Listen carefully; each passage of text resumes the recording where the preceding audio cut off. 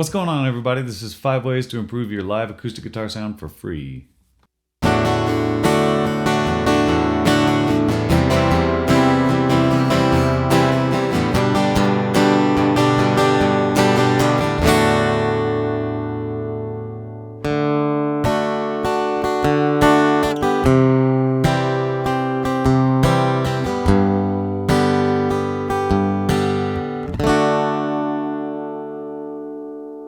If you've been following my channel, you have probably not seen this guitar before. This is a Gibson J200 Standard. This belongs to Brittany Burns, who I do most of my gigging with. It's a great guitar. It sounds great. It's got just a beautiful low end.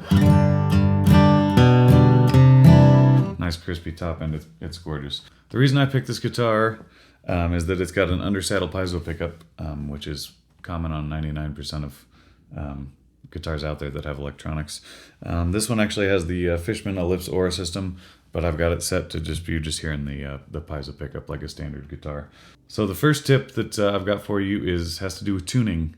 A lot of times when you tune the open strings of a guitar so that they're in tune, it's not going to sound in tune when you're actually playing chords. The biggest culprit for me, I've found, especially on guitars like this that don't have a compensated saddle for the low E, is that the low E will sound very sharp. So if I'm playing in the key of G, for example, or I slap a capo on, that's also going to exacerbate that sharpness of the low E. So I'll tune the low E string just a little bit flat. The other thing I'll often do is the B string will often be kind of sharp. So, it's just a little bit sharp, so I'll just yank on it like that, and that'll pull it just a little bit flat. It'll be a little bit under, and that can sound a little bit sweeter when you're playing chords. So here's what that sounds like.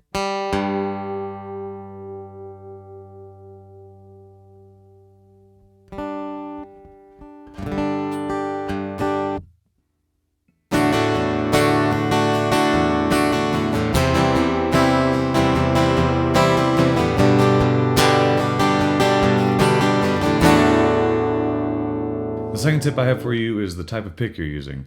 I recorded the first example with this pick here. That's a Jim Dunlop celluloid medium.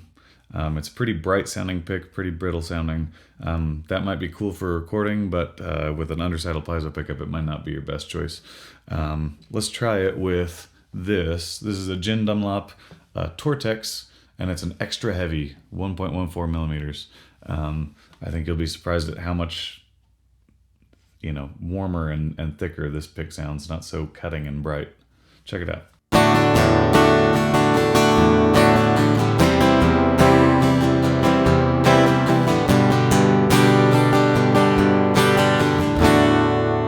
This third tip is about your right hand velocity and your accuracy.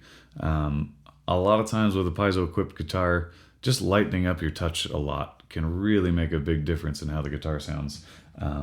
It'll just sound a lot sweeter. Piezo pickup guitars just can't handle heavy pick attacks. They just get harsh and nasty, quacky. So just lightening up your touch a lot can help.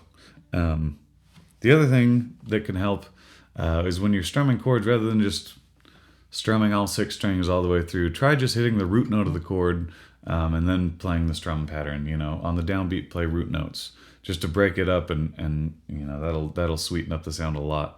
The low end on Piezo pickups usually sounds pretty good, so the more you can kind of lean on that low end to get a good sound, I think the better off you'll be.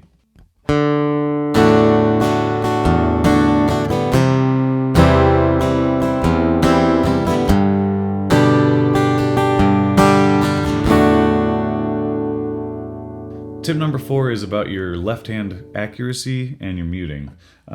Accuracy meaning fretting accuracy.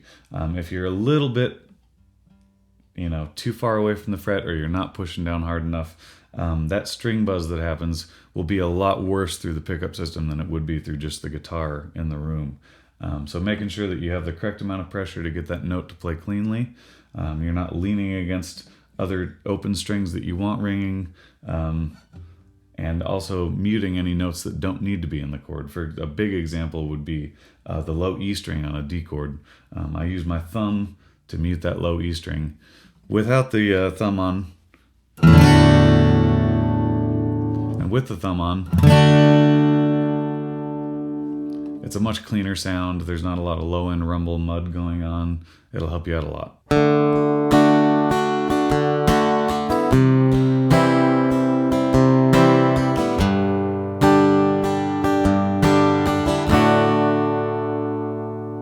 last tip is about your chord voicings.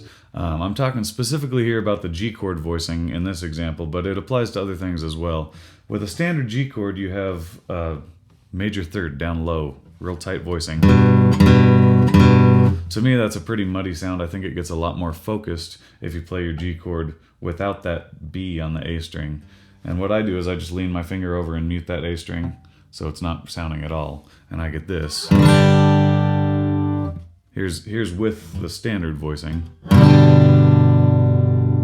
Here's without that B. It's a much tighter, cleaner, focused sound.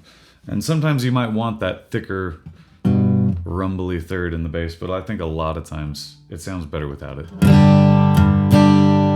The other thing you can do is play your open B if you still want that third in the chord. And that also leaves you two fingers open to embellish.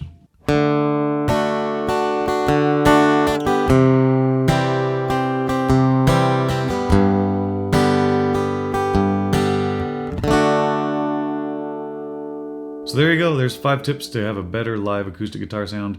Subscribe to the channel if you haven't. I'm going to be doing some more videos like this. We're going to look at some other types of pickup systems, EQ, compression, all things that you can do to sound better live. See you next time.